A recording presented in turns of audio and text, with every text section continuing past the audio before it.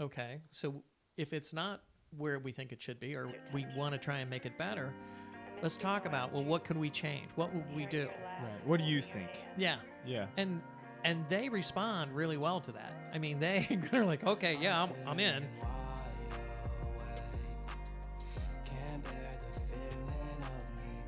Hello again, and welcome back to another episode. This one is a special one to me, just like all of them, but this one has one of my mentors, David Bernens. David was a global support team member for Proctor and Gamble. He helped launch brands that you and I have in our household.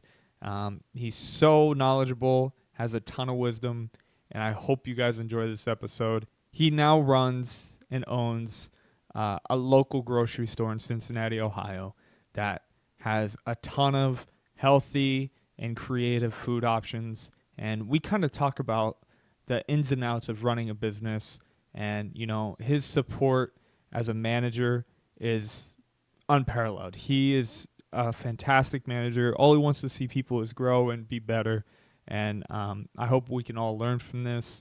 As if you're a manager or an employee, we talk about some mindsets that go into working at any job and how you can implement certain mindsets into it to help grow yourself and become, you know, a better worker, a better person, a happier person. I hope you guys enjoy. Ton of wisdom in this one. Won't hold you back any longer. Let's get into it. Like, I was interested to kind of talk about the grocery store and stuff like that. Yeah. Because like owning a small business is not something that's easy. And just what you were explaining, like you have to trial and error. You have to. You can think directionally. This is the way I want to go. Mm-hmm. But then there's trial and error in that. So if you're trying to come up with neat, unique foods, not everything you think about is going to work. Right. And so you have that trial and error, and you have to be willing to take a risk. Yeah. You don't have to stay with that risk. You can always say, well, that didn't work. Right. And move on to something else. But you have to try that little bit of a risk to see what you can or can't do, what the customers are willing to accept. Mm-hmm. And, you know, sometimes it's not something that happens immediately. Right. Takes some time. I mean, I reached out to these people who make bread, and I knew they made really good bread. Yeah. They had run into some problems of their own, and so they couldn't supply. And I reached out to them, and I said, okay, I'll come down and pick it up from you. We'll keep it small. Mm-hmm. You know, we can work together on this and come up with what we think. So I go down on Friday mornings to Findlay Market, and I pick up a pickup truck full of bread. Oh my gosh. And drive it back to the store. It comes in at about 11 o'clock on a Friday. Yeah. This week, and this is, you know, it's been trending up. This week, everything was sold by 4 o'clock. Oh my gosh. It was all gone. My gosh. I got people waiting at 11:15 for bread. That's awesome. Because they're like, I love this bread, and I can't get it anywhere else. I'm like, exactly. Yeah. My thought on that isn't, I'm making a fortune off of selling bread. But it gives people a reason to come into my store. Yeah. And that puts me on the map for people, which is what we want. We want them to come in, experience it. You know, if you don't walk through the door, you can't experience the store. So that's what it's all about. Yeah, no, that's perfect. Because even one of my friends who lives on the east side, when we were first starting to hang out, you know, I was like, dude, like, you need to check out this grocery store, you know, Country Fresh. And he's like, what's that? Yeah. You know, and even it's crazy to me because like a lot of people won't ever see the store. No. And yet if they knew what you had in the store and the kind of like quality food, I mean, they would never go down to Kroger. We have people who walk into that store. And they'll go, I have never been in here before. This place is so cool. Right. And I'm like, well, yeah. So getting people to come through the door, you know, and they'll say, well, I've lived in this neighborhood for the last 10 years. Yeah. But people get into habits, right? Sure. You get into a routine. And if Kroger is where you go, then that's what you're used to, or Walmart or whatever. And so you're not even thinking about new and different and whatever. Yeah. So, but it is fun, to get these people to come in, and then they're like, oh my God.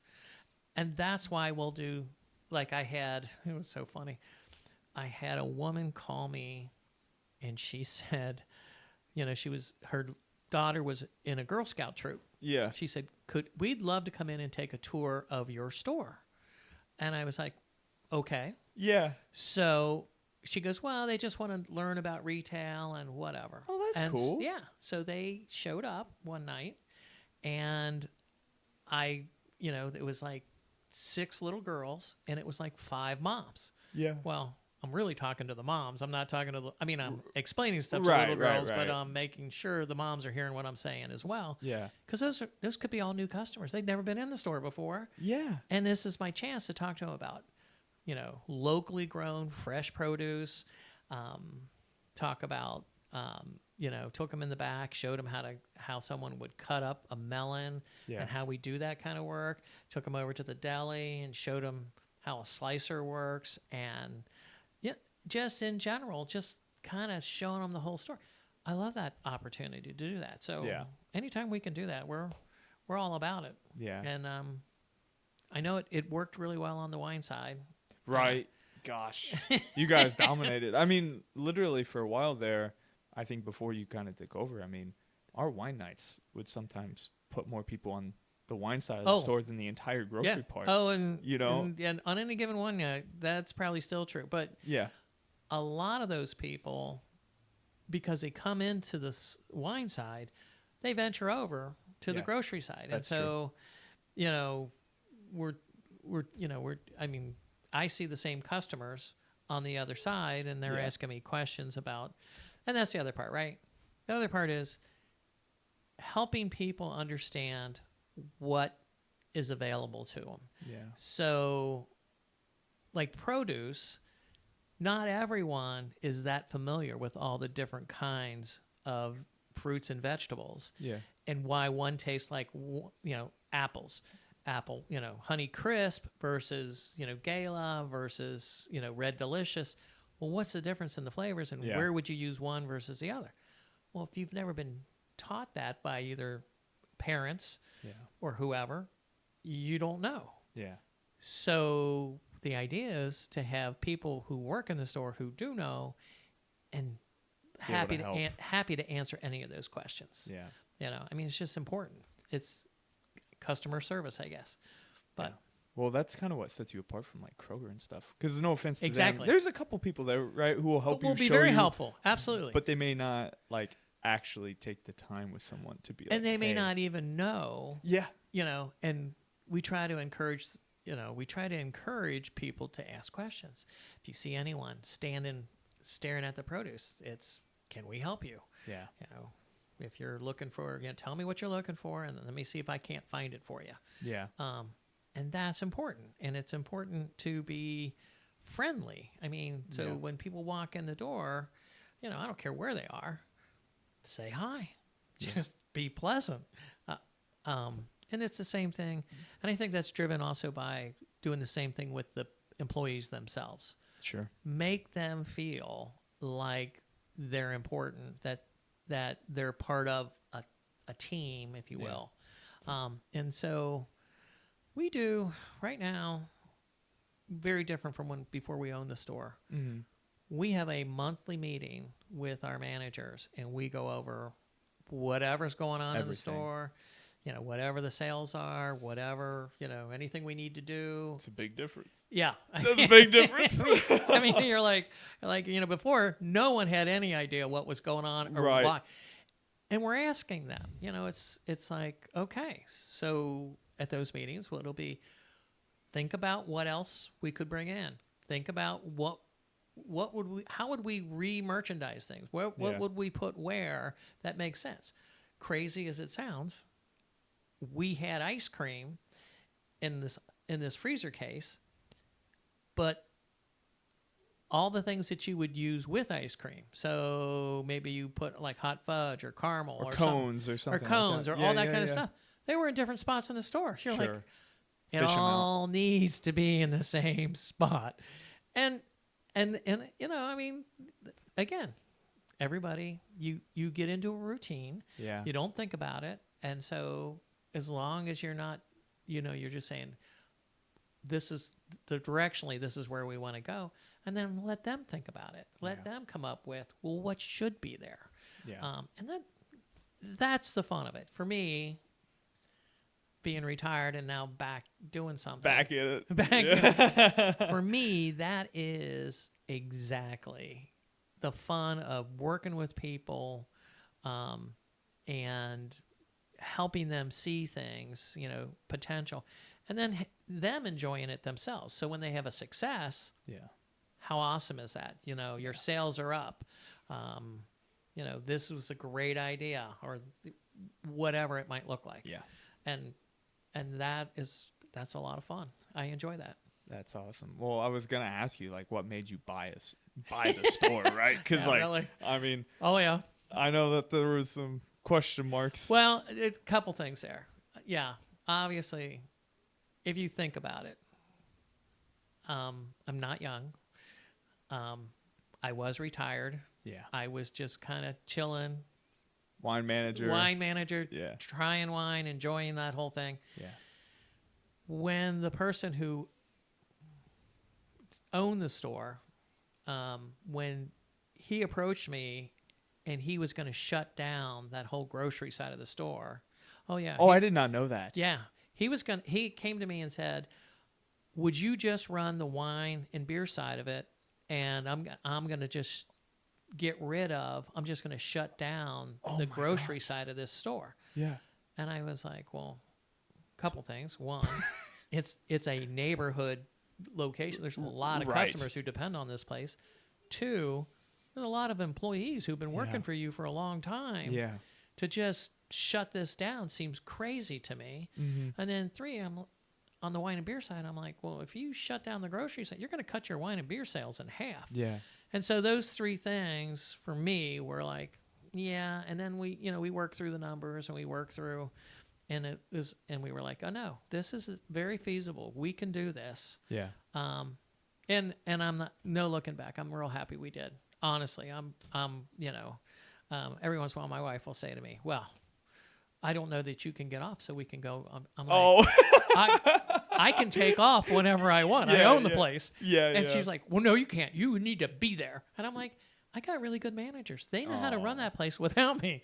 Yeah. I don't have to be there every minute of every day. And that is great. And I love,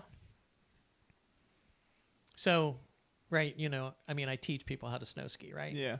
Okay. Myself included. Yeah. So I really enjoy watching someone progress to, their confidence, to build their confidence, and they get better at it and they're really happy with it. Yeah. Same thing with the people who are managing the store, is to see them. I mean, we sit down with them. We go through, I don't care which department it is. Here's what your sales were. Yeah. Here's what your cost of goods was. Here's what your labor was. This is what your gross margin was. Yeah. For your department. Yeah. Okay. So if it's not where we think it should be, or we want to try and make it better, let's talk about, well, what can we change? What would we do? Right. What do you think? Yeah. Yeah. And they respond really well to that. I mean, they're like, okay, yeah, I'm in. Yeah. Let me, because no one ever asked them to do that before. Yeah. They was just dictated, you do this, you do that. And it's no, let them do some of this. Yeah. Let them think about it. Give them ownership in that sense, that this is their baby. And that's fun. It's just like skiing. It's fun to watch them grow. That's what sets you apart, David, honestly. Like, from the bottom of my heart, that's one thing I've noticed with you from the very beginning. And, like, when you did take me snow skiing, dude, I was trash. Like, we were on that little bunny hill. There was, like, 7-year-olds just scooting around me. I'm, like, trying not to die. Yeah. But literally, like, you were like, you'll get it. You will.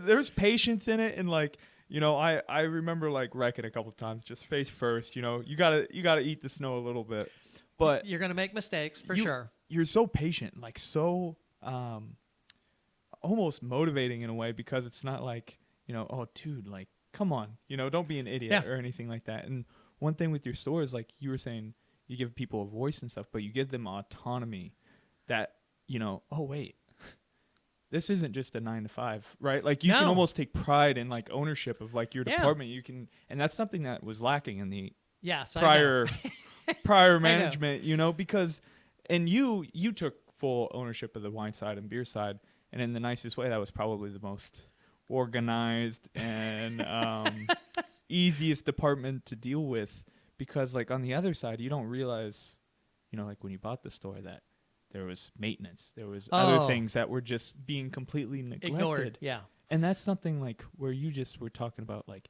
you'd bring a group together, you would have a meeting where everyone kind of says, hey, this is what's going on, this is what's going on over here, this is what's going on over there, so everyone has an idea of like even how to help someone else. So when we first bought that store, and we walked over, I'm over, and the produce people Yeah.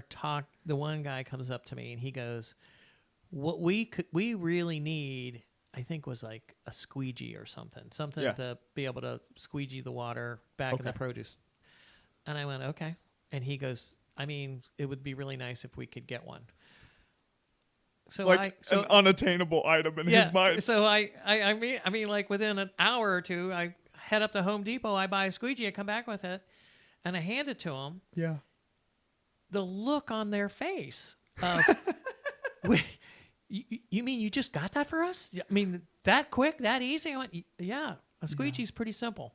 That I can deal with real quick. You know, I mean, if it's something bigger or something that, you know, is going to be a heavier investment, Yeah. maybe not. It may take some while. Yeah. But something that simple, yeah. And so I think for a lot of them, I think they feel like somebody's listening Yeah. and somebody cares. And we do. I mean, it's Yeah. like, you know, you tell me what, Yeah. how do I make this easier? You know, if you've got good people and you give them the best tools, or at least tools that they need to get the job done, they'll get the job done. Yeah. And you don't have to be dictating to them. Okay, Yeah. you got to use your right hand here or your left hand there. Let them figure out how they want to do it. Yeah. Just give them the end point and let them go. Oh, David.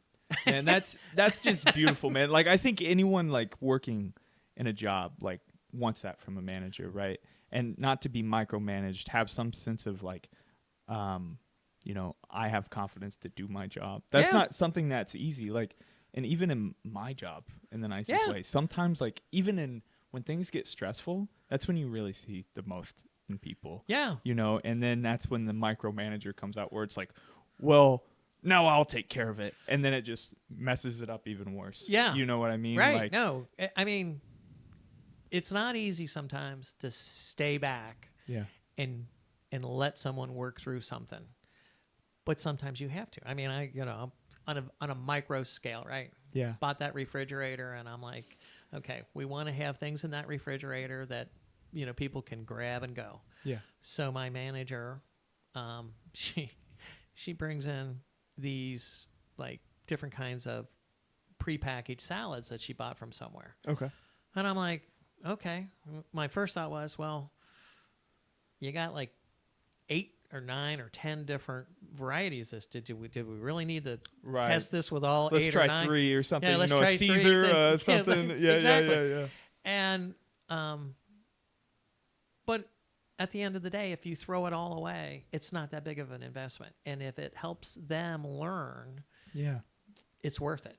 You know, does that make sense? I mean, it's like It makes total you can't, and you don't want the worst thing you could do is, oh, that's a stupid idea. Why are you doing that? Because then they don't feel comfortable ever taking a risk again. Yeah. And you want them to take some risks. It's Yeah. okay to do that, and then they get they build that confidence, and they feel better about themselves, and they feel better about looking at things and, well, what do I want, what do I don't want. And good decisions come from experience. It's Yeah. well, what worked, what didn't work. I got the same thing. I up in the freezer. The one person, she brought in these ice creams, which is great. Yeah, right. That's awesome. Yeah.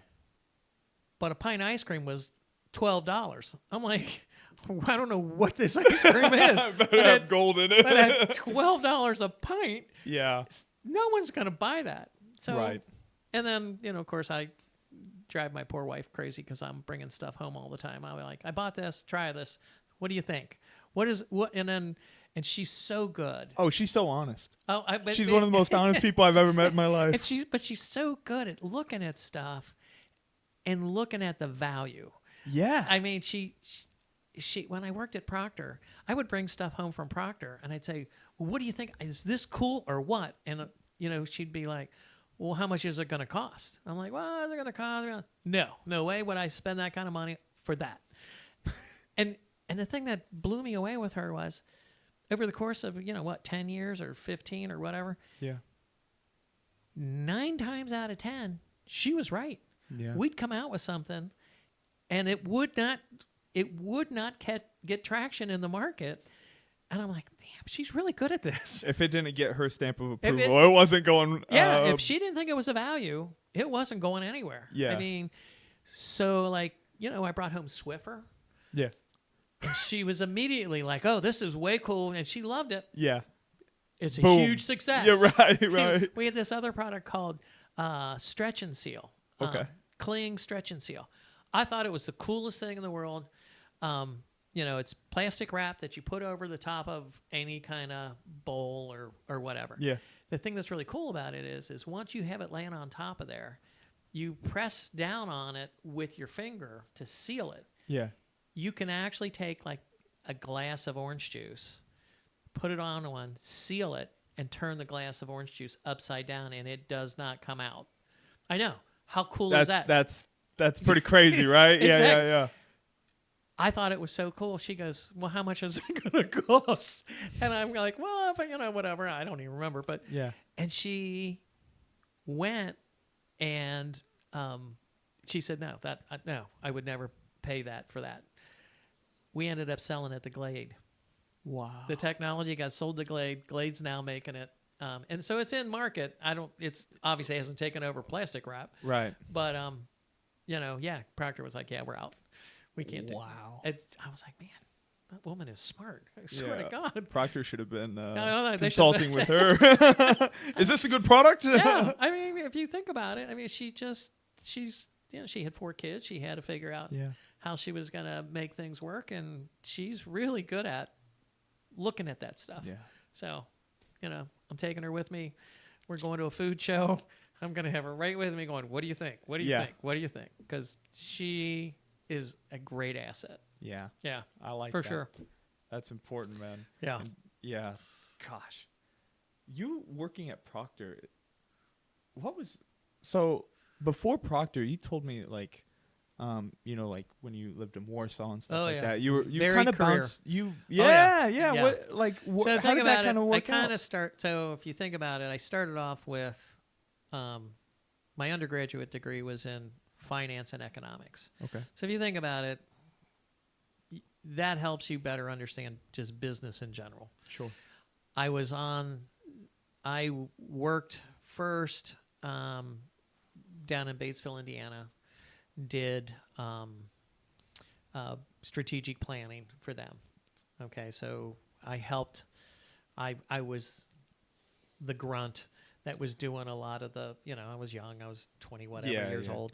I'm doing all the stuff no one else wants to do and working on. I'm not making the strategies. I'm just helping write them up and make them look good. Yeah. But it helps you to You're learning understand skills. theory. You understand kind of, strategy is just making decisions, making choices, and then making sure everybody knows what those choices are, so that everyone's heading in the same direction. Yeah. Then I went into marketing. I switched over. The marketing guy, VP of marketing, asked me to move over and work in the marketing department. And so I did that. And that's really business to business marketing. Sure. And then when I moved up to Warsaw, Indiana, working for the orthopedic company, again, it's still business to business. You're not talking to consumers about, well, this is a great hip or this is the best knee ever. Right, This is, yeah. you're talking to surgeons and, working with them. And so that was still business to business. Yeah. But on a personal level, we already had 3 kids. My wife wanted to live in Cincinnati because that's where we're from. And so I had to find something. So I ended up coming back to Cincinnati, working for a consumer, consumer goods product kind of company. And I learned, I didn't know anything about consumer marketing. Sure. What I picked up on was it was an organization that was in stress. It financially wasn't doing well. And so I guess like any kind of, if you think about a bunch of people on a ship that's sinking, everybody quickly starts thinking about themselves and not about, Sure. The greater good. You know, it's like, I got to get mine while I can. I got to get and get out. Yeah. So in the end, I ended up that it went through a bunch of financial stuff, ended up being sold to a German company, and they wanted to relocate us all to up in Connecticut. Yeah. Well, guess what? I took the job with the company to live in Cincinnati. No. Oh, okay. My original, how I got to this company to begin with. So luckily for me, there were a couple people who knew people from Proctor, and I ended up talking to them. And so I ended up going into Proctor and Gamble, working in marketing for them. But it was on, Proctor's kind of confusing, but there is what they call global business units, which is the marketing or the business as it relates to any market in the world.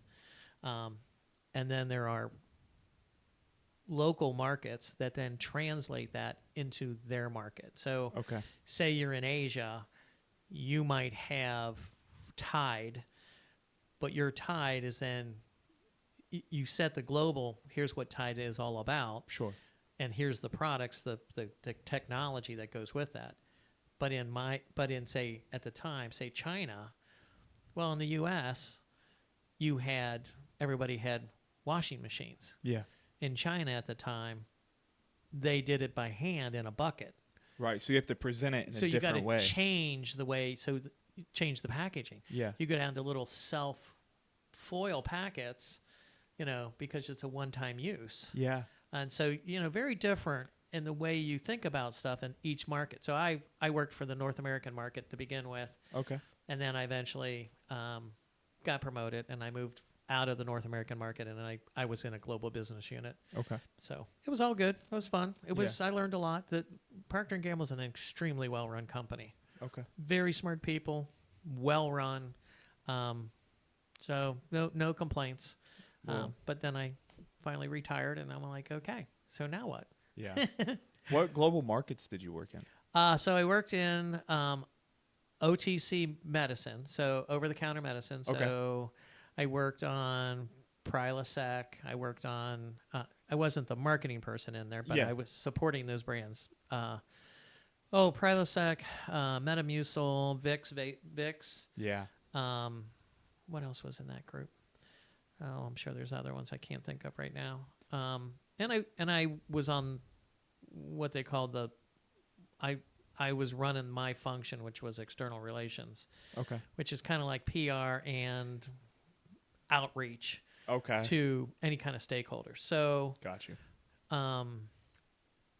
NyQuil. That's another big one. Oh, that's big. Yeah. So like I sat in some of the, you hear about the FDA advisory panels. Yeah. I sat in those and watched kind of what was going on, on any particular. And the one subject was cold medicines for children. Well, a couple of the big players like I think Tylenol. I know J&J had one where they had put, marketing wise, they put on their pediatrician recommended. Ooh. Well, when you have an advisory panel who's reviewing this stuff and they're pediatricians and they weren't They're involved, like, excuse me. yeah, excuse me, no, Right, yeah, I right, mean, right. You incur a lot of Skepticism. yeah. I mean, they get really, they're pretty unhappy with that. Yeah. If you would have gone originally and done some kind of outreach to pediatricians, Mm-hmm. then you may have had a chance. But you just can't, you know. You just can't put it on a label. You can't put it on a label. Yeah. That doesn't work. And the same thing's true, you know. So there was that, and then you know, I did a, and then I moved from that global business unit to feminine care. Yeah. So pads and tampons, and that was really interesting because culturally, depending on where you are in the world, Yeah. you know, so for instance, a perfect example would be if you're in the United States, probably at least 50% of women use a tampon Mm-hmm. for, you know, menstrual control, I guess. Yeah. The other are using pads. Yeah. You move down to Latin America, and it's probably 98% use pads. Tampons are almost non-existent. Wow. Because culturally, it's like a. There's I heard there's all a sorts difference. Well, it's a whole lot of like, because I guess it is a developing country, Yeah. and so they're much more tied to, well, that's going to cause women to be more, you know, what's the right word? Provocative, whatever. You Okay, know, whatever. gotcha. And you're like, which if you talk to women, they're like, no. Yeah. It's got Right. nothing to Exactly. do Yeah. with Yeah. it. Yeah. That's some men thinking Yeah, right there. yeah, You know what I and mean? yeah, Like, you're yeah. like, Yeah. no. Yeah. And the same thing was true, like if you moved over into Asia. Well, like, okay, like India. Yeah. India, again, because developing country, really low income. Yeah. I think it was only like 5 or 6% of the female population was using anything. Wow. Yeah, anything that was disposable. They would literally take rags, Yeah. and in order to add absorption, would put some kind of ash on them. And yeah, Oh they had my a very gosh. high rate of infection because Yeah. what they were using, but that's culturally where they were, and they low income, and how do I, you know, and so it was really interesting. I mean, Yeah. as you're going around the world and you're seeing some of this different stuff, you're like, wow, It's so different. it's so different. Yeah. And so that too was a lot of fun. Yeah. Well, to go back to it though, you gotta like trial and error things. That's Oh, where. yeah. That's probably. Is that? Would you say is that kind of where you learned some of that idea? Well, sure. And I mean, like, some of it's from there, and some of it's from talking to other people yeah. who, you know, I have people I've met and known in different kinds of businesses, and you know, and one of the things is you got to try stuff. Yeah. You got to, you know, obviously you can't bet the farm, but you got to try stuff some way incrementally Mhm. to see what works, and if it doesn't, you got to move on. Yeah. And not make yourself crazy. You just, you know, Right. and so yeah, I mean, it's, you know, we talked at Christmas time. Mm-hmm. Oh, well, Christmas trees, you know, Christmas wreaths, Christmas, you know, whatever. Decorations, lights, all Decorations, the all that kind of goodies. stuff, yeah. Yep. Well, okay. Well, we kind of thought about it. We were like, well, Christmas trees, that would require us to have people out there and Yeah. bundling them up and stuff. No, we don't want to do that. Yeah. But Christmas wreaths, Easy. yeah. Yeah. Put them out there. They're beautiful. I would say, you know, we sold a bunch, but was it as successful as I wanted it to be? No. Yeah. But we got started late. We should have gotten started. I didn't think about it until we were, you know, 2 weeks in front of Christmas. Gotcha. I need to start. December 1st. Yeah, I need to start earlier and think about it more. And again, that I had my wife with me, and I'm like, What do you "Okay, think? what do you think about this wreath? Yeah. It costs $35. What do you think?" And it was really interesting because, most wreaths are traditionally just like pine Yeah. needles or whatever. They had these wreaths that were made out of boxwood, which is, like the plants we put all around our foundations and stuff. Yeah. And it was just so different and so cool. I was like, Mm-hmm. oh, that would be, so we tried them and we did sell them. But, again, I think by the time we put them out there, most people already had their decorations. Yeah. So we were kind of late to the game. But fun, again, try, see what happens. It's worth experimenting with, Yeah. and just learn from what either your successes and your mistakes, Yeah. so you can keep going. Well, that's like I've heard this like phrase a million times, but it's like you learn more from your failures than you do your successes. I think you do. Because go ahead. Yeah, no, I mean, I think there are things that I've done that I've failed at, and I go, okay, what should I have done here? Right. Yeah. Where was it that I missed the boat? And that's absolutely true. I think. I don't think you should let it totally get you down, Right. but it's worth reanalyzing stuff and go, well, what happened? What could I have done differently to head this off at the pass? Yeah. And some of that is product related and whatever, and some of it is people related, especially when you work in a corporation, trying to understand what is expected of you, what's not expected of you, Right. and who can you rely on and who can you not rely on. Yeah. That's just, that's kind of growth and maturity, and, I guess, I'm an old person, so I can say wisdom. Yes. Yes. Well, you have plenty of that, honestly. So, Well, that's what comes with like living this life. You gain Yeah. experiences and you gain knowledge, and that's like the only thing I ever want to like preach about this is like I hope someone can like listen to this and realize like things take time, and like consistency and dedication to certain things. oh, absolutely. Even like even working small jobs that you may not think are important. Oh, You can learn things from it. You can work a retail job, and if you really pay attention and like have the want to like learn about like, so how does this store function? Say you're, a cashier at Kroger or whatever, even just the understanding of how the store works, like hours, and then you see people like, how do we close down the store to when do the stockers come in? And how do we open up? Though, if you just pay attention to the whole operation and try to think of it in a bigger scale, you can learn so many things. and people who are, not everybody's a great manager, but good managers love that. They love anyone who's taken the time or the interest to know more. Yeah. When, you're going to run into managers who, you start asking Are too many- drained, right? Yeah. They've been ran ragged Yeah. forever. Yeah. But on the other hand, there are the more, I don't care if you're a cashier, I don't care if you're stocking, cucumbers, whatever. If you've got ideas, and you want to talk to someone about them, it's worth, look at it, learn it, and hopefully the good managers will say to you, okay, well, that might work here, but here's a concern I have with that. Yeah. And that's okay. Take that for what it is. Not everything's going to, fit into whatever you're doing. Right. But those people who take that initiative, it's just so important. Yeah. It will reap you benefits down the road. Absolutely. I couldn't agree more. Yeah. People,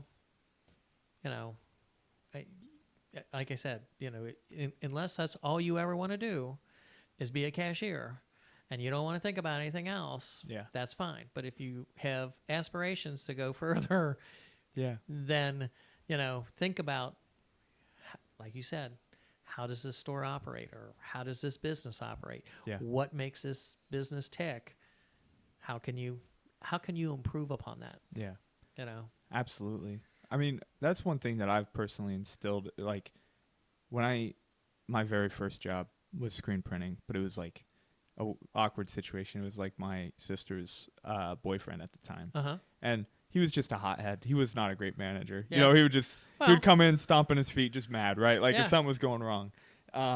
So in that instance, I was like always scared to tell him, and like I had so much anxiety. Like it just is not a good environment. no. And there, it's obviously like 4 people working there. It wasn't like I had a growth mindset, right? Yeah.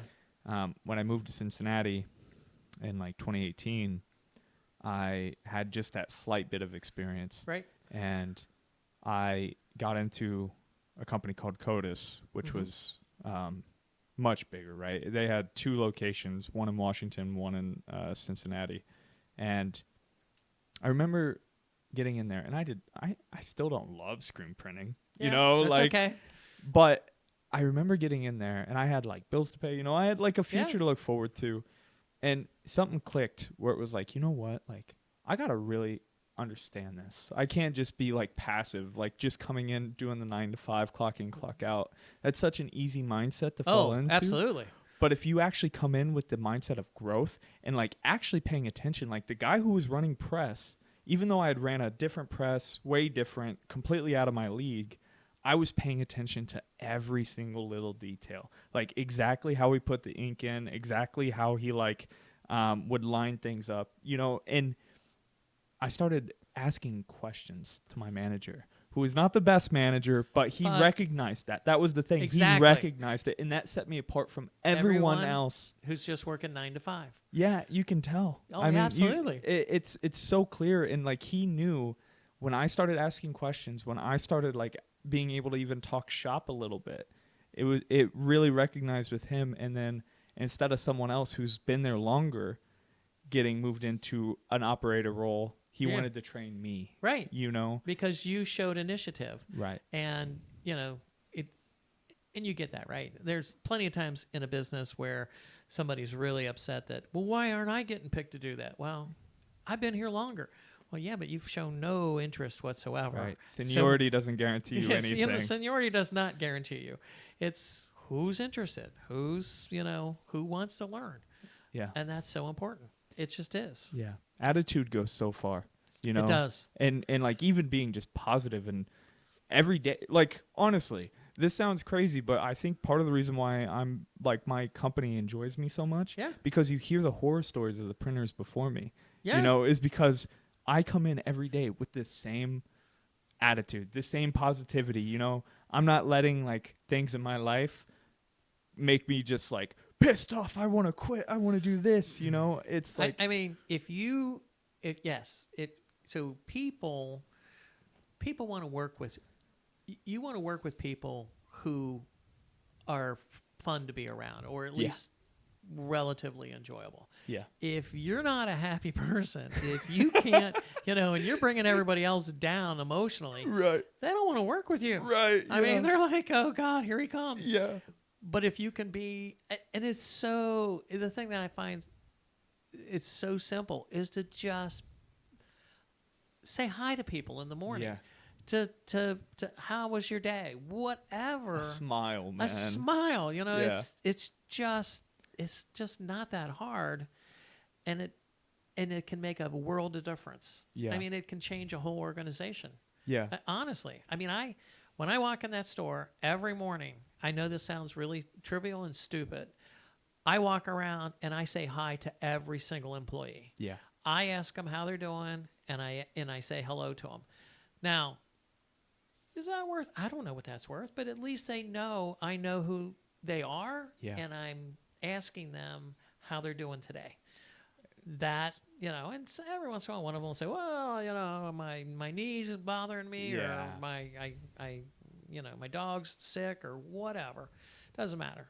Yeah. At least you're showing some interest. Yeah. And I think for a lot of them, that translates to, oh, well, I can be friendly with the customers, which is what you want. I mean, What you need. I need those people to be friendly with the Yeah. customers. I need them that when, little Aunt Mary shows up and says, I don't think your cucumbers are, fresh enough or something. Yeah. You don't get crabby with her. You say, oh, okay, well, let me see if I can find you some that would work for you or Yeah. whatever. Yeah. Because that's why people come back. Yeah. They want that. Yeah. So it's good. No, it's Yeah. building an environment. I couldn't agree with that more. And that's funny you say that because I joke with him, or Emily like made fun of me because like she was on the phone with me or something like that, and you know, like a couple people came in at one time, and literally on the phone I'm like, hey, good morning guys, and then like next person I like made sure to like say hello to. Yeah. You know, I say hello and goodbye to every single person that I work with. Exactly. And it's not a big thing. It's almost, you know, it's not like saying goodbye to your wife or hi to your wife or anything like that. But I mean, kind of in a way, it's just so routine for me that it's literally like almost a second family. Like if you think about it, like you spend a lot of time with those people. You do. And when one of them does something for you that you've asked for, really helps if you say thank you. Oh my God. I mean, if you say thank you, The simplest things, David. it's so The stupid, but it's simplest so, things. you're saying, I know you did this and I appreciate it. That's all it has to be. I say thank you for everything. Yeah. Everything. Anytime, you know, even if you're doing your job. Yeah. Like if you're counting in the shirts for me, that is your job. Even if I asked you to do it or didn't ask you. Yeah, exactly. When I put those shirts on my table. And I know I'm they're like, counted. I'm like, thank you, Sandra. Yeah. You know, like, thank you. I Yeah. appreciate you. Exactly. It's and that is just key to, I think you just build those relationships at work and you try to, and you, if you have a work environment that's very positive, good things happen. You have a work environment where they're not positive, bad things happen. yeah. You know. I mean, negativity just broods negativity too. Well, and if you think about it, there are very few, any job where you get a new employee, there's a certain learning period. I don't care what the job is. Yeah. And that is low productivity from that new employee for a certain amount of time before they get up to speed. Right.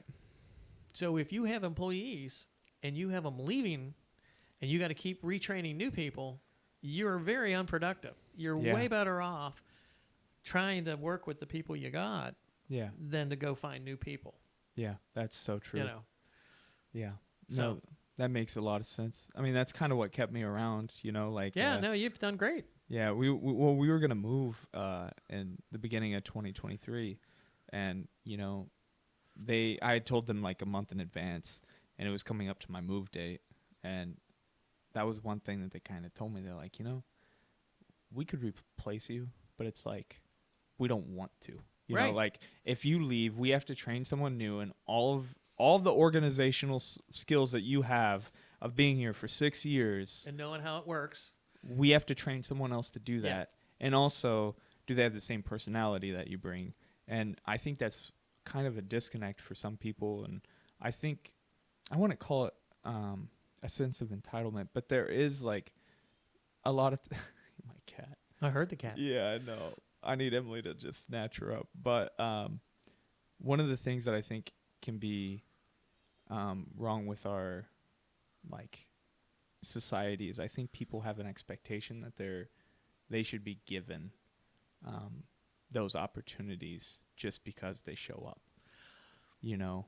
And I obviously have seen the positives of going the extra mile, but it's difficult for me because so many people are upset because they're like, well, I am at this job, you know, I am clocking in 9 to 5. Why don't I get paid more? Why don't I get this? You know, I have a young lady, she's 17. Yeah.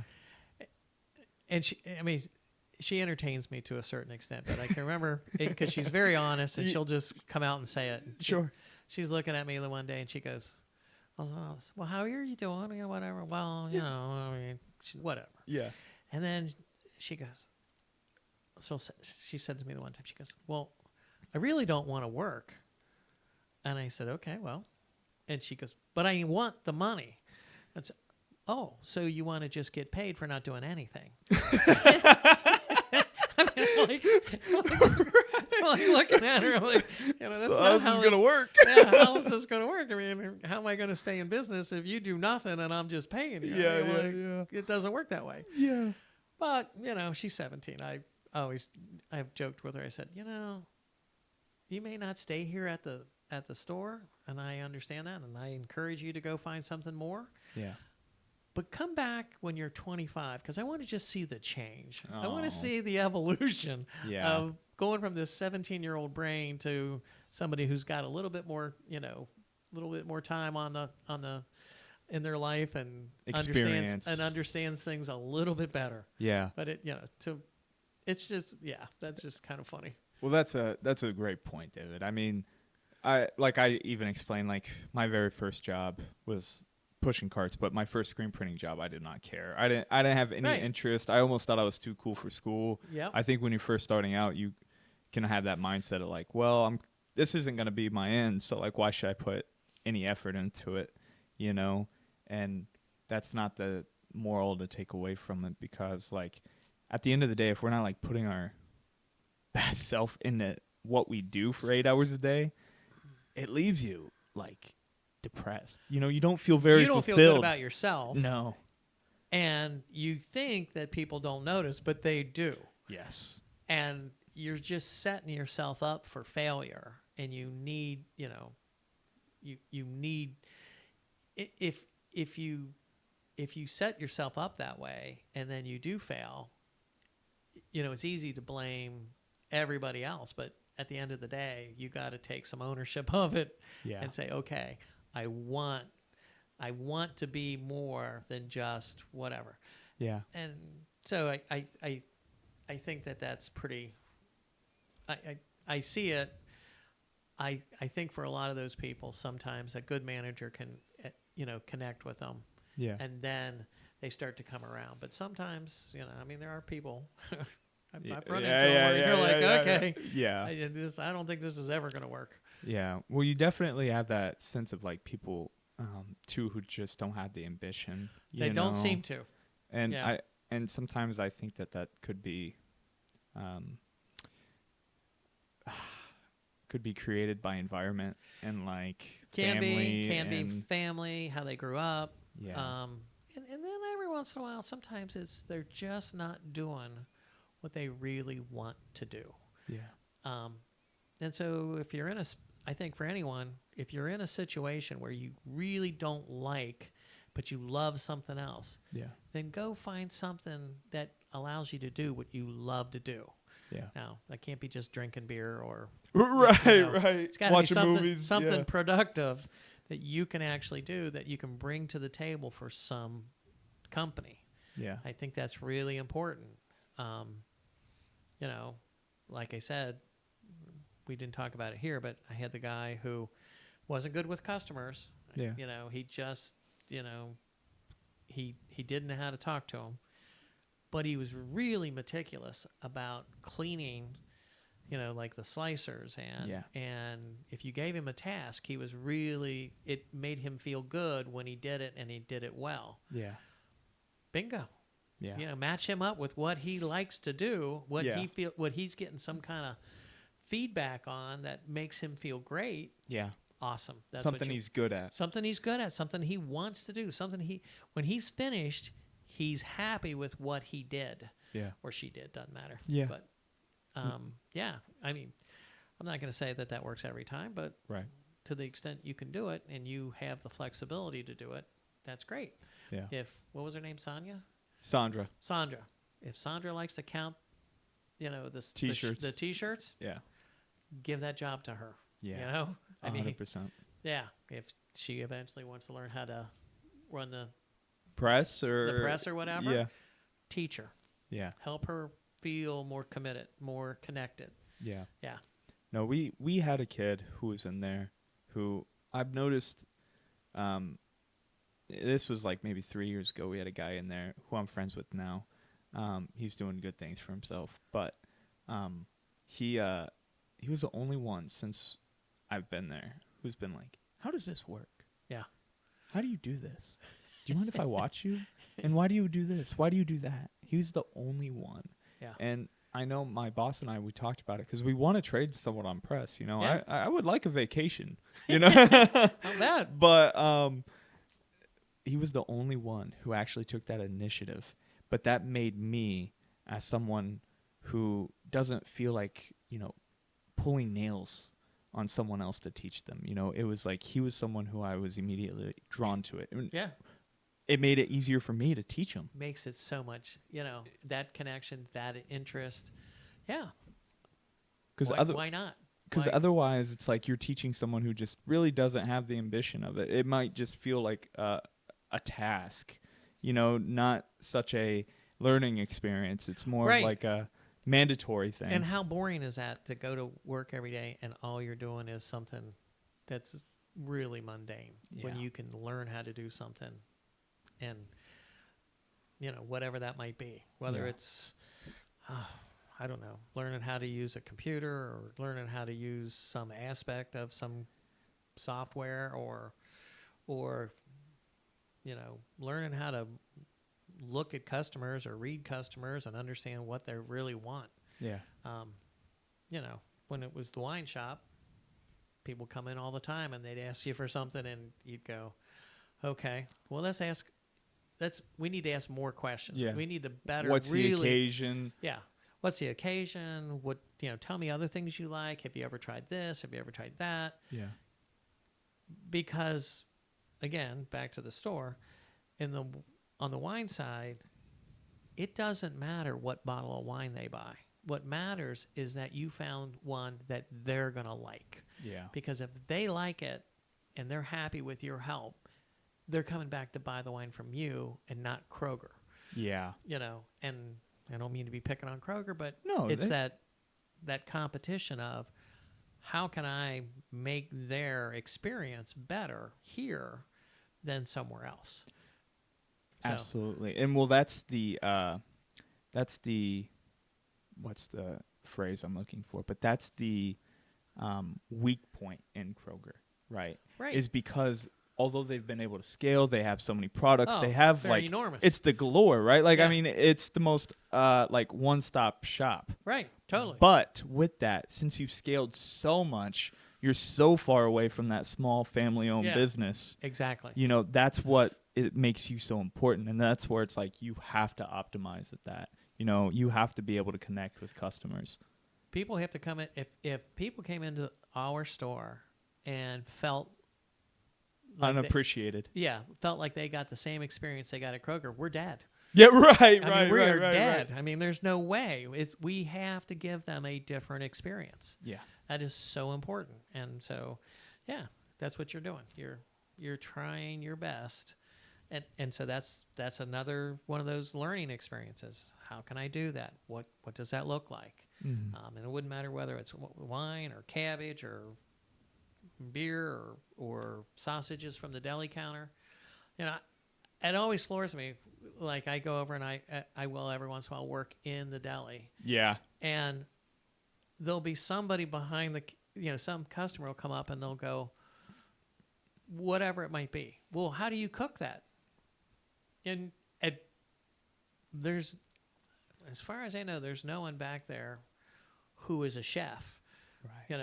Yeah. But they always try. They'll say, well, when I do it this way, or I do it that way. Yeah. And that's information that customer wants. I mean, Yeah. they want to know, well, I've never cooked that before. Well, what's a good way to do that? And so, again, I encourage all our employees to try the stuff that's in the store and see Yeah. what you think. So you can give people an honest opinion, Yeah. whatever it looks like, Yeah. So, yeah, absolutely. Is that where like the growth is for your business? Is that where like you would like to improve? Is like what is it like? What's the direction that you want to take? Well, Country Fresh. So where we're headed with Country Fresh Yeah. is we want to be, so on the wine and beer side, we want to have the best selection. We want to have the most knowledgeable staff so they can help people and give them that experience. Yeah. On the food side, what we want is we want to be able to offer food that is not new in the sense of just create it, but different stuff that you might not be able to find other places. Yeah. And more foodie, people who are looking to, they're really interested in food. Yeah. So, I guess simple things would be, I just brought in to the store this restaurant up by Wyoming. It's an Italian restaurant. The guy makes lasagna, and we bring it in, and we can sell it as individual packaged lasagnas. Yeah. And I took it home. Yeah. There's a seafood one and a regular meat one. Yeah. And I tried both. And I was like, this is actually really legit. This is Yes. really tasty. Yeah.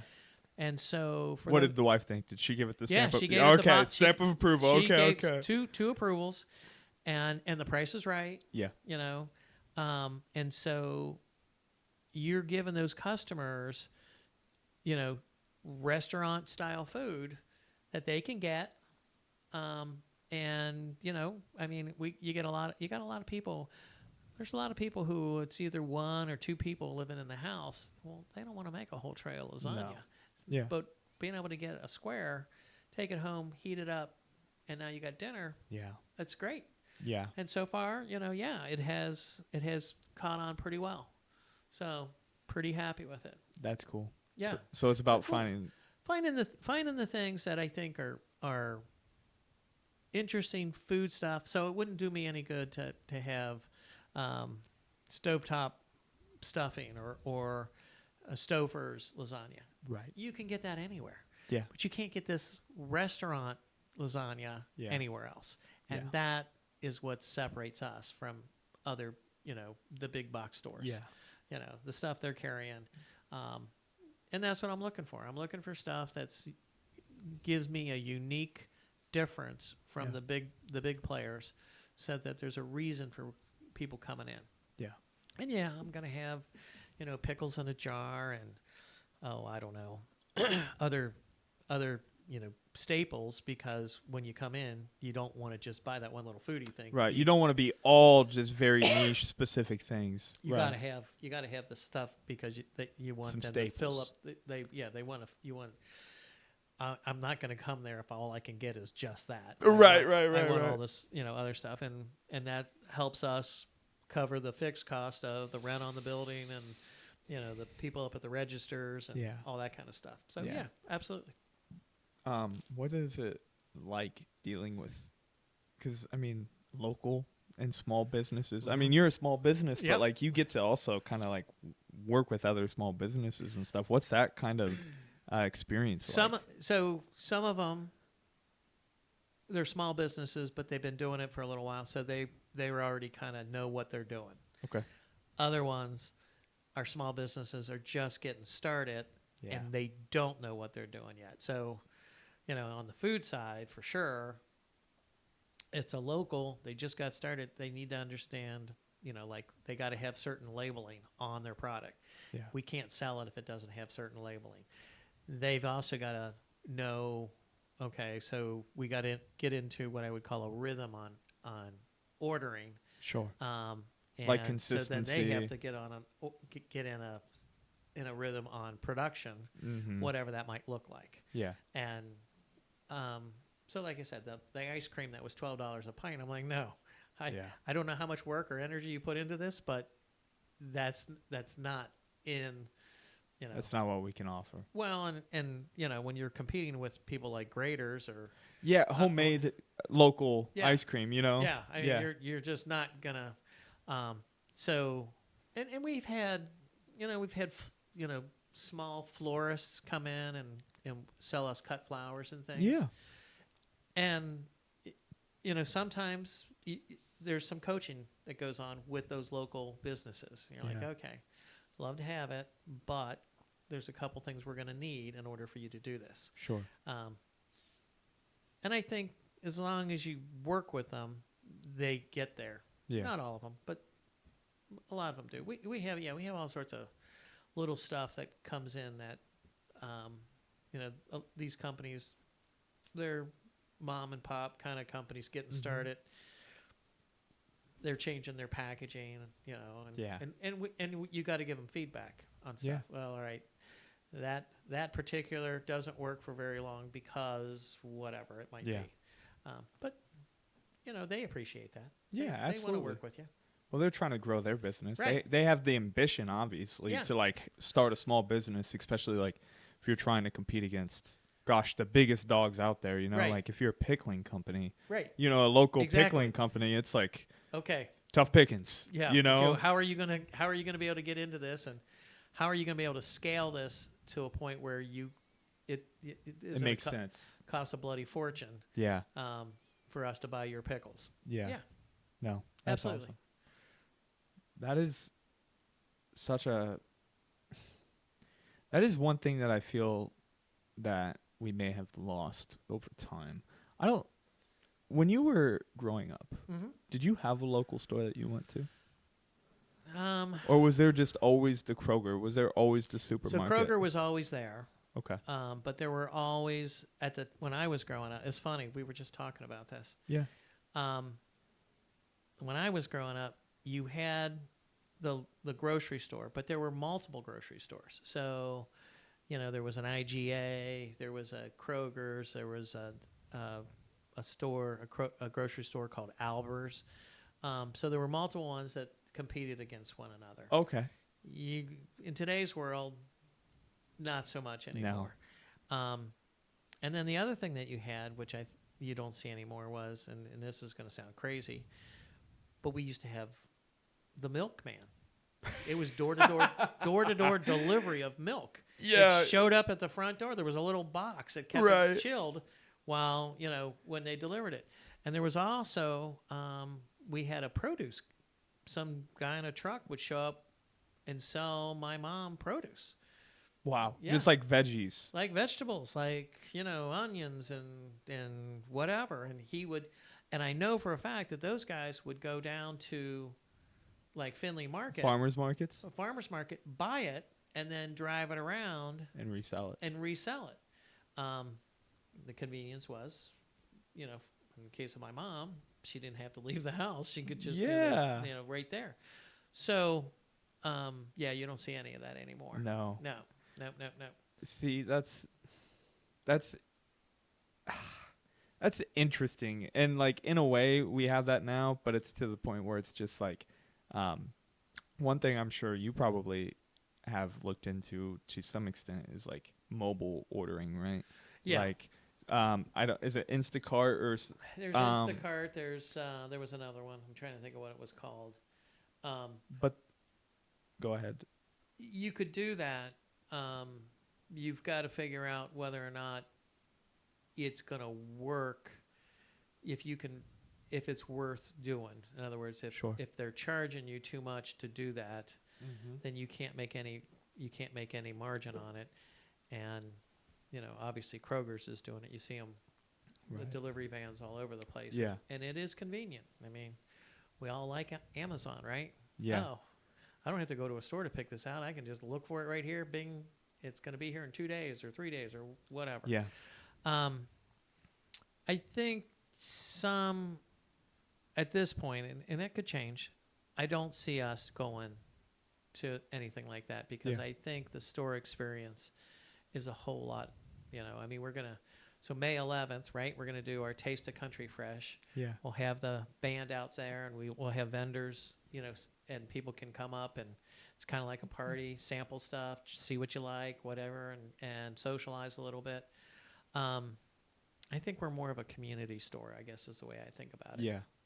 So. Not conforming to the not norm, but the big dogs. I think that's what sets you apart, David. Like that's the way your mind works. Yeah, it's got to be. Yeah, it's a different experience. Yeah, and we're okay with that. If we get 3% of the Kroger business, we're good. Yeah, right. We're chilling. We're chilling. We're totally good. Yeah, we're not having any problems at all.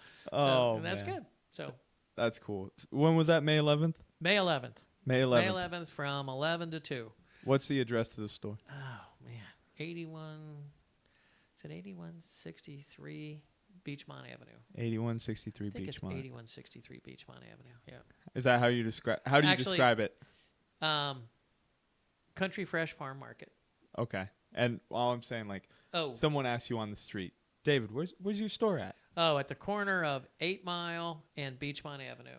There's a strip mall that's behind the Pancake House. It's right there. Yeah. Yeah, and there's so many people who don't even know we exist, which is, and it's Bit disappointing, but disappointing but fun at the same time because we Yeah. can just keep introducing more and more people to it, which is great. Yeah.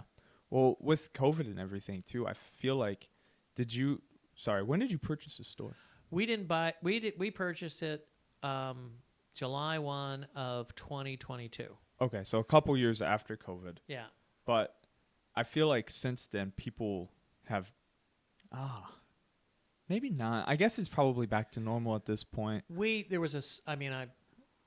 have sales data for those. COVID was a crazy year. Yeah. Yeah.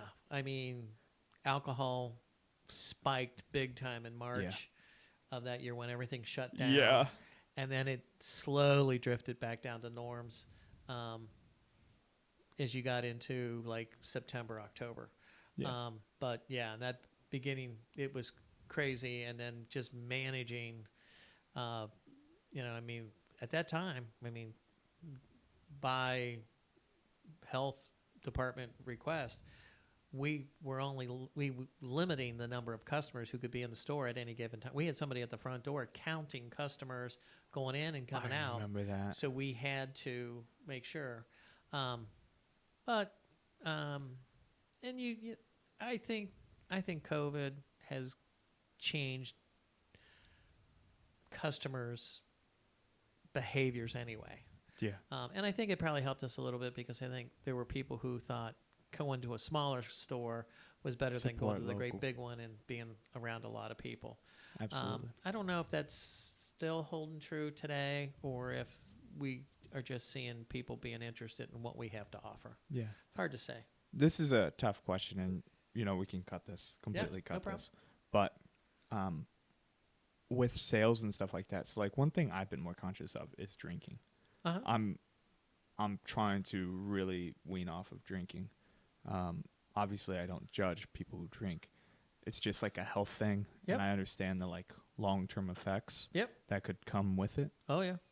Have you noticed a trend in sales? Because I know the beer industry alone, like not even referring to your store, but I know the beer industry alone has taken some hardships, especially craft beer and things like that. So I think there's two different trends. Okay. One trend that we see a lot of interest in non-alcoholic beers. We also see a fair amount of interest in non-alcoholic wines. Wow. So we have both, and that interest level, at least in the short term, has been rather, we get a lot of requests for that. Yeah. Separate from that, craft beer, I think, has gone through its peak of everybody was into craft beer. Everybody wanted. It was very cool. It was very cool to be. It was a cool thing to be drinking all sorts of different kinds of craft beers. Funky. And I think that has kind of settled to a certain extent. You're just not seeing people as interested in all. There's still that hardcore group that just love. I mean, we just did was it last week? Last week we had a beer tasting where it was the top local award winners from whatever the beer festival was. Yeah. And I mean, we don't normally do those. We had like over 40 people come in who all wanted to be part of that and taste the 6 different beers we had and vote on which one they thought was the best and then see what that looked like. So there's still a level of interest there. I think my guess is the people who were trying craft beers who weren't necessarily, they were trying them because everybody else was trying them. Sure. I think they've gone away. It was trendy. Yeah, I think they've gone away and they're back to other things. And we saw seltzers, like White Peak and all that stuff. Yeah. Climb, and then it dropped off, and now you see a little bit more of the self-contained cocktails. Yeah. I don't know how long that's going to stay. Yeah. I mean, those trends I think are going to come and go. Sure. And you just kind of make sure that you're stocked up when you're it's popping. stocked with whatever's selling. Yeah, for the most part. And Yeah. you also, on that side, you got to worry about also, you're probably not going to you're going to sell less porters and stout beers when it's 90 out Yeah. than you are when it's Freezing. 15. Yeah. Yeah. The same thing on the wine. You're going to sell more white and rosé wines in the summertime than you're Yeah. going to sell in the wintertime. Yeah. That's when people want to drink that stuff. So, Yeah. Yeah, absolutely. Fair enough. Last one. 'Cause Okay. We'll get That's out of fine. here. Sometimes I would be working with Tim, and he was really helpful. He taught me a lot about wine. Yeah. Yeah, he did. He knows his stuff. That's so cool. Yeah. Yeah. Because that's part of the reason why I took the job and stuff. And then obviously when I couldn't recommend something, I was like, hey, Yeah. David, what can I recommend to these people? They like this, and this. But how would you suggest to people now that you are pretty experienced in Yeah. wine, I would Yeah. say, how would you recommend to people to get interested in wine? I think that's why we do the tastings that we do. Yeah. I think there's a couple pieces to that. People, if they're just getting into it, wine is so complicated because of all the different grape varietals that are out there that Yes. people make wine with. Yeah. And then the wine flavors change by where in the world. Region. Yeah, by the different parts of the world where those same grape varietals are grown. Yeah. So your best, I think, for someone who really just wants to learn, you could pick up a book or two and read it. But at the end of the day, doing the wine tastings, Yeah. where you come in and for $10 you taste 4 different wines. Yeah. And if they're doing if whatever store's doing that wine tasting, if they're doing it right, they should be picking 4 wines that give you either they're from the same geography, Yeah. or they're maybe the same varietal, and so you can explore the flavor profiles of those wines, and you're not drinking it. Don't take this the wrong way. You're not drinking this like a beer, like Right, crushing them. You're sipping it and Yeah. trying to pick up the different flavors and stuff, and ask questions. You're more. I mean, we're happy to talk about whatever whatever's being poured, or when you go into a wine shop, asking the people. Yeah. I mean, it can be something as easy as I'm making this, or I'm going to be eating this. Yeah. What's a good wine that would go with that? And of course, this is me, and I can't speak for every wine shop. People, there is no stupid question. Yeah. Just ask. And those people should be able to say to you, oh, let me help you understand. Yeah. And a lot of times, customers will ask me a question, and I'll go, okay, I'm going to give you the answer to that, but just stop me when I'm becoming boring. Because Right. I'm going to give you way too much more. I'm going to give you a lot of information here as to the answer to your question. Yeah. And I don't want to, if Bore you. Yeah, if you Or just hold you hostage. give me the short, give me the abbreviated version of this, Right. and I want to be out of here. No Yeah. problem. But if you want to know, I'm happy to explain it. Yeah. But yeah, wine, it's just so interesting.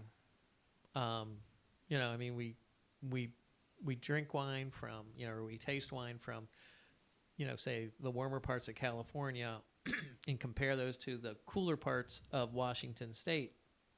Same varietals, Yeah. same country, very different profiles on those wines. And that's fun to try and see the difference and go, oh, okay, now I get it. Yeah.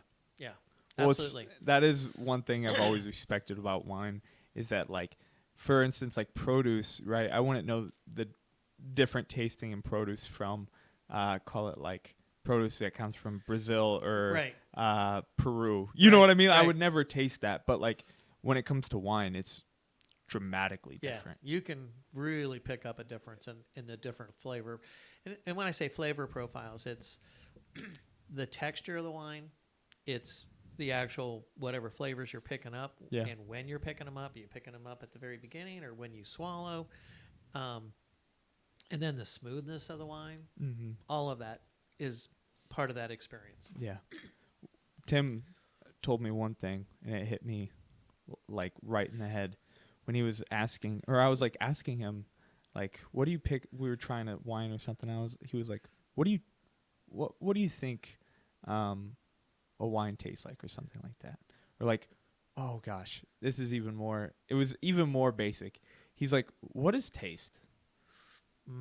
Yeah. Or something like that. Some like, Yep. what is taste? And I was like, I don't know, just something like flavor. I couldn't even describe it, right? And then he hit me with which I'm sure you know exactly where I'm going. He's like, it's your memory. Yeah. It's what you remember Something. when you ate food, when you Right. tried different things, and Exactly. even what you smelled, right? Mhm. Like, there'll be like wines that smell earthy or taste earthy. You know what I Exactly. mean? And it's not like I've licked dirt, Right. but you know You that pick that up. sensation. Yeah. Or you can get, wines that have that kind of almost, like I call it pencil shavings kind of a flavor to them. And you're like, wow, where's that coming from? Yeah. This started with grapes. Right. Yeah. I mean, yeah. So you're like, yeah, absolutely. And yeah, Tim actually helped me with that too. It was like, think about the foods you've eaten Yeah. and those flavors, and then try to connect the flavor of the wine you're drinking with some food that you've had in the past. Yeah. Usually some kind of produce, but it can be other things as well. Right. Yeah. And just because you're right. It's those memories that bring it back for you, and you go, oh, this is what this tastes like. Right. Yeah, Yeah. absolutely. So cool though. So cool. Yeah, a lot of fun. Yeah. Well, David, thank you so much. Thank you. For Thanks being for on the inviting me. podcast. Is there anything that you would like to shout out? Country Fresh Farm Country Market. Fresh Farm Market. Come in and sip some wine with me. Yeah. Beachmont Avenue, and then go on their Facebook. Make sure to like the Facebook. Stay posted. Yep. May 11th. May 11th. Taste of Country Fresh. There'll be a band playing. Okay. So there'll be band. There'll be vendors there. Free food. Free things to try. Come on over and enjoy yourself. Come out, enjoy the community. Yep. Cincinnati, Ohio. Country Fresh Farm and Market. Thank you, David. All right. Appreciate you, man. See ya.